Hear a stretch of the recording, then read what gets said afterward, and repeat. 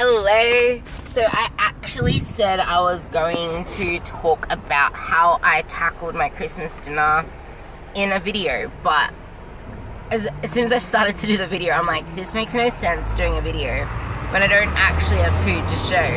So what I decided to do was make this into a podcast and also make it into an Instagram post so that I can show you, like make it into an Instagram post plus my Facebook and blog so that I can actually upload what my dinner looked like, and also go into other ways that you can find your way around an enjoyable dinner. And also because I don't have anyone with me choosing their food, so it's not really a point to do a video and stuff, so I can ramble on more this way. Anyway, so on Saturday I had my deadlift comp, meaning that my morning was filled with a shitload of carbs. So because it was just deadlifts and not the whole 3 lifts, I didn't go overboard the same way that I usually would in a 3 lift comp, which usually includes lollies and cereal or crackers or rice cakes or something, because that's what I enjoy eating. I love cereal and I love rice cakes. Lollies are just what usually when I deadlift I have a few of the banana lollies or something to just chew, just so I get that sweet hit to my head. Anyway, on to the actual Christmas stuff. So because my morning was filled with carbs and I had pretty much zero protein, and the day before I actually didn't have that much protein either, it was just based around veggies and fruits and all that stuff in the morning, and I had 3 tuna cans and that's about it, because I slept most of the day before the comp. Anyway, so for lunch after my comp, I chucked on 250 grams of a lean protein sauce into my non-stick pan, and I cooked my veggies up, which was about, I really wanted a lot of veggies because I haven't had veggies all day, so I put on 300 grams worth of broccoli and 200 grams worth of tinned tomatoes, and then I put it all into a garden salad just because I love my volume. So that plus an egg white on top was my lunch for the day. And then I started getting ready to get to my dinner for Christmas at 3 o'clock, and we had to be there by 4. I got there at 4:30, and so the first thing I got asked was, there's a tab, go get a drink that you want. So I walked up, I asked them for what I wanted, which was a Coke Zero, because Diet Coke tastes like ass, and they didn't have Pepsi Max. So they're like, would you like a 500 ml or a litre jug? I'm like, I'll take the litre, it'll last me longer. And they filled up the litre thing, and I'm just like, I could go swimming in that. It was so big. So that lasted me quite a while. They brought out garlic and cheesy pizza on a thin crust, and you could literally smell and see the oil on it. It was so gross, but I still kept I still had my drink by then, so I was just drinking that. And then about half an hour to an hour later, at about 5:36, they brought out pretzels, and my god, they looked divine. I love white bread, and it was soft, freshly baked, and so salty, and I love my salt. So I cut, it was those massive pretzels. So I cut one in half, and I loved every single bite of it. So my advice there is, if you want to pick an entree, pick something small, and as in don't go overboard on your entree so you can enjoy your main meal. And what I did to make sure that I enjoyed it even more was I literally chewed every single bite, probably over 50 times. I enjoyed every bite of it, and I actually showed how much I was in love with this pretzel. And in doing that, I actually felt so satiated just from half that pretzel. And by the time everyone finished eating their pretzels, which was half an hour later, they came around with the menu. And there were 3 options on the menu. There was some ravioli option. I don't know, because they just read it out. They didn't actually say what was in it. But they're like, there's this ravioli option, there's this, what was it, pork crackling, pork something. It was something to do with pork and crackling and I don't know. And then the other one was chicken schnitzel and potato salad. Now, what would you pick in that? Some pasta heavy dish that appeared to look creamy, or something that's loaded in fat and pretty much a caloric mess, aka the pork crackling rind dish thing, or the chicken schnitzel, deep fried chicken with creamy potato salad. Now, what would Ruby do? I actually said to her, okay, so I think I'll take the chicken schnitzel option, but I want my chicken grilled. I don't want a single bit of the crumbs on it, and I don't want it to be all oily and shit, so I just want my chicken grilled. She's like, I'll have to check up on that. I'm like, yeah, that's all I want. And then I'm like, what's it come with? And then she showed me the thing. I'm like, can I have the potatoes boiled or something? She's like, they're already pre-made, but you can pick from 3 options. There's potato as hot chips, potato as the creamy salad, or potato as mash. Now, in my head, I did the calculations. I'm like, okay, so the one that's gonna have the least amount of fat and cream and gunk in it. And actually, to be honest, I didn't even do the calculations in my head. I'm obsessed with hot chips. So I said that I wanted the hot chips. So I asked for the hot chips. And if you actually wanted to do the calculations in your head, the creamy potato salad, like, it's got the potatoes in it, but it is loaded in mayonnaise. It looked like it was full of sour cream as well, and that's all like full fat gunk.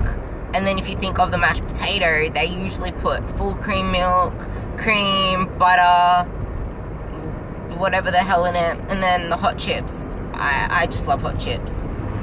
There was no negotiating happening there. So, but yeah, so the hot chips actually came out really freaking amazing, and I demolished them right away. And like, the chicken on my plate, you'll see in the photos when I put them up, but it was massive. I'm like, I swear there's like 500 grams of chicken on my plate. So I had one of the chicken slices first with like half of my chips. Then I finished off the chips, and then I slowly chewed away at the second. I was actually really full, and I was gonna leave like some chicken on my plate. I probably left about 2 bites only. And like, in my head, I'm like, I want to fill myself up on this main meal because I actually really freaking enjoy it. Like, I salted the shit out of my chips. Like, I had the 2 guys next to me just staring at me like, are you done yet? I'm like, no, more salt. And then I finished salting my chips, and then I forgot to salt my chicken. And then I'm like, oh, needs more salt. And he's like, are you serious? I'm like, watch me. But yeah, I love my salt. And I was like super hydrated because then I asked for a 2nd liter of Coke Zero. So that actually, like, the Coke Zero, because it's carbonated, that kept me full as well. So it's really smart to keep yourself hydrated while you're drinking. I also took a bottle of water with me. So I had my water bottle, like the small water bottles, but they usually serve water for free anyway if you don't want to look like a silly clown and taking water with you. But I don't really care. I took my water with me, stayed hydrated, had my 2 liters of Coke throughout the whole day, Coke Zero. And yeah, so I filled myself up past full on my dinner, and I had no desire for dessert after that because I was so freaking satisfied from my food. Anyway, so we stayed there for another like 2 hours, and that was when they were starting to bring out the desserts and stuff. But while they were bringing out the desserts, they brought, like, about half an hour before they brought out the desserts, they brought out, like, they were asking if anyone wanted drinks and stuff. I said, I'm fine, I have my water. But then they brought out, like, you know how you do toasts and stuff? Well, they brought out these amazing schnapps shots, and that was my only alcoholic beverage for the whole night. And it tasted so good because it was so sweet, but yeah, I don't usually drink, and that's why it hit me straight away anyway. So I'm like, yeah, I'm all good. So yeah, that was that. I didn't need dessert. I ended up leaving before they actually brought out the dessert because it was about 9 p.m. by then. So all in all, I had a really good night. Anyway, that's the way that I went about my Christmas dinner. So what you guys can, like, with my girls, whenever they go out, they always send me their meal plans, like a screenshot, and then they send me a link to the menu of the place they're going to. But when it comes to Christmas dinner, you have no idea what the hell is going on unless you're the one that's hosting it. So when you're hosting it, I actually put a shitload of photos into the group with ideas of entertainment that's healthy. So like Christmas trees made out of grapes and strawberries for like the little Christmas baubles. I did the same with broccoli, and there was a kiwi fruit one, and then the watermelon, and then they're like all these amazing creations that I showed the group for ways to entertain your guests in a healthy way. And if it's like a Christmas buffet type of lunch, I always say to fill up on like the salads, the fruit salads, the calorie-free drinks, and like I call it preloading, like you're preloading your belly with volume foods so that you don't eat as much of the more caloric dense foods. So that's a very smart way to go about it, preloading with water, preloading with those like volume foods. And then what you can do after that is pick lean proteins. So that would include like chicken breast, fish, tuna, prawns, like load up on prawns, load up on lobster, load up on all of that sort of stuff, and make sure you actually chew and enjoy that. And then depending on what you plan to do for the rest of the day, I would say forego your carbs and your fat so that you can enjoy more stuff. Like if there's pretzels or anything that doesn't look like it's so high in carbs and fat at the same time, like pick your battles wisely, but also realize that it's one day out of many. So don't allow yourself to go overboard, but don't pig out, but don't restrain yourself so much that you only have regrets and then end up in some binging phase for the next God knows how many days or weeks because you just felt like you deprived yourself of happiness. But my biggest focus when it comes to these parties is actually enjoy it for what it is. And that's a social event, a family event, a friend's event. Pick the lean proteins, pick the lean looking desserts, ones that don't look like they're full of butter and oil and cream, and pick things that, like, pretzels are good. If you want to have bread, realize that it's probably not going to have as great a satiety effect as, say, the potatoes. Or if there's like pick the boiled rice or the steamed rice. Or like, I guess what I'm trying to say is keep in mind that if you're going to load up on carbs, don't go overboard on carbs for the rest of the day. Like, you can even practice intermittent fasting. Like, don't eat anything for breakfast. Save yourself, hydrate, all that stuff until Christmas lunchtime.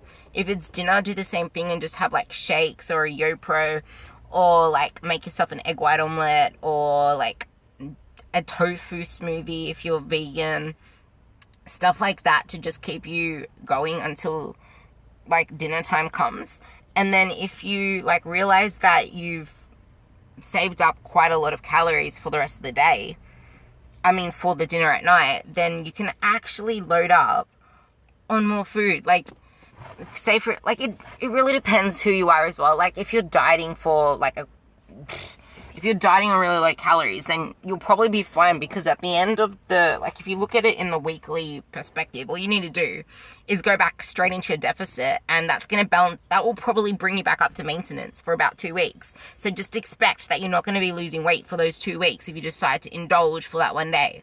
Like, it's just managing your expectations. And then if you're in a bulking phase, or if you're in I hate the word bulking, if you're in an improvement or a building phase, then that is completely fine. Like, all you need to do is bring yourself into a deficit for the next few days or the next week, depending on exactly what you did. So you just need to be accountable with yourself for what you did for that Christmas dinner. So say, for example, you went full out for the Christmas dinner and you went like 1,500 calories overboard or something, maybe even 2,000 calories overboard. because you never know.